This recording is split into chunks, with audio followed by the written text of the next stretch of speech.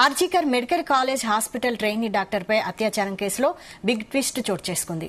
Trainee doctor హత్య కేసులో నిందితుడు సంజయ్ రాయ్కు నార్కో అనాలిసిస్ టెస్టును కోర్టు నిరాకరించింది. సీబీఐ చేసిన రిక్వెస్టును సెల్దా కోర్టు తిరస్కరించింది. నార్కో టెస్టుకు నిందితుడు అంగీకరించలేదని, అందుకే అనుమతిని రద్దు చేస్తున్నట్లు చెప్పింది.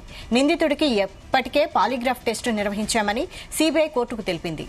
నార్కో టెస్టు చేస్తే మరింత క్లారిటీ వస్తుందని కోరింది. స్పందించిన కోర్టు నిందితుడి అభిప్రాయం కోరగా అతను టెస్టుకు నిరాకరించాడు. దీంతో నార్కో టెస్టుకు కోర్టు అనుమతి ఇవ్వలేదు.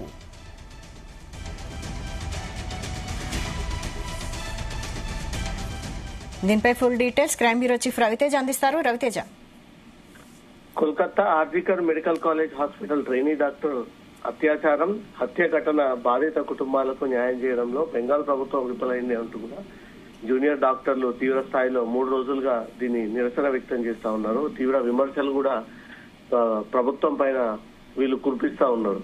కేంద్ర ప్రభుత్వం వెంటనే జోక్యం చేసుకుని రాష్ట్రపతి ద్రౌపది ముర్ముకు వీళ్ళు లేఖ రాసి మెడికోలపై టీఎంసీ ఎంపీ చేసిన వ్యాఖ్యలు ఇప్పుడు వెస్ట్ బెంగాల్లో తీవ్ర దుమారంగా రేగుతా ఉంది.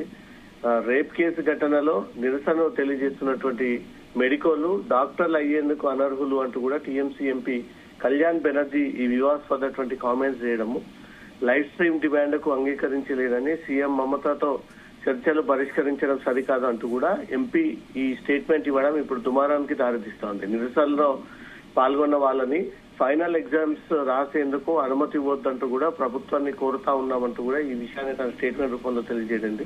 ఎంతమంది రోగుల ప్రాణాలను మెడికల్ అంతా రిస్క్ లో పెడతా ఉన్నారని, డాక్టర్లుగా సేవలు చేసేందుకు వీరంతా అన్ఫిట్ అంటూ కూడా ఈ విమర్శలు ఇప్పుడు జూనియర్ డాక్టర్లను తీవ్ర ఆవేశానికి లోన్ చేస్తా ఉంది.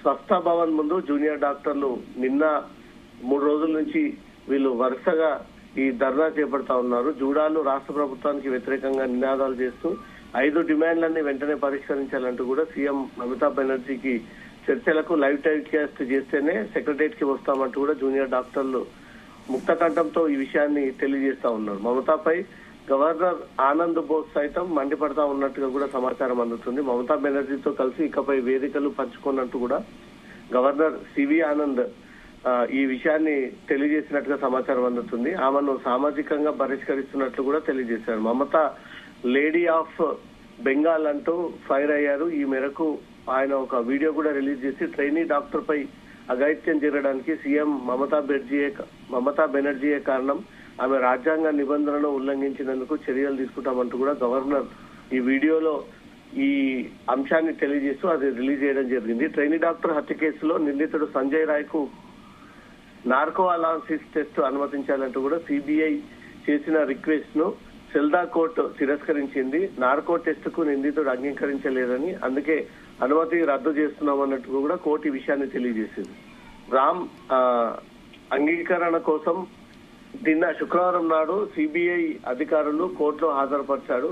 అతనికి ఇప్పటికే పాలిగ్రాఫ్ టెస్ట్ నిర్వహించామంటూ కూడా సిబిఐ కోర్టుకు తెలియజేసింది. నార్కో టెస్ట్ చేస్తే మరింత క్లారిటీ వస్తుందంటూ మాత్రం సిబిఐ కోరడంతో స్పందించినటువంటి కోర్టు నిందితుడు అభిప్రాయం కోరగా అతను టెస్ట్ కి నిరాకరించడంతో దీంతో నార్కో టెస్ట్ రద్దు చేస్తూ దీనికి అనుమతి ఇవ్వలేము అంటూ కూడా కోర్టు స్పష్టం చేయడంతో ఈ వ్యవహారం కాస్త జూనియర్ డాక్టర్లు తీవ్రస్థాయిలో ఆవేదన వ్యక్తం చేస్తా ఉన్నారు. ఒక పక్క నిందితుడికి పడాల్సినటువంటి శిక్ష పడట్లేదు, రాష్ట్ర ప్రభుత్వం దీనిపైన స్పష్టమైనటువంటి వైఖరి తెలియజేయట్లేదు, బాధితులకు న్యాయం జరగట్లేదు. మమతా బెనర్జీ ప్రత్యేకంగా దీంట్లో ఎలాంటి చర్యలు తీసుకోవట్లేదంటూ మాత్రం జూడాలు గత కొన్ని రోజులుగా వరుసగా 3 రోజుల పాటు ఆసుపత్రి భవన్ ముందు ఈ ఆందోళన కొనసాగిస్తా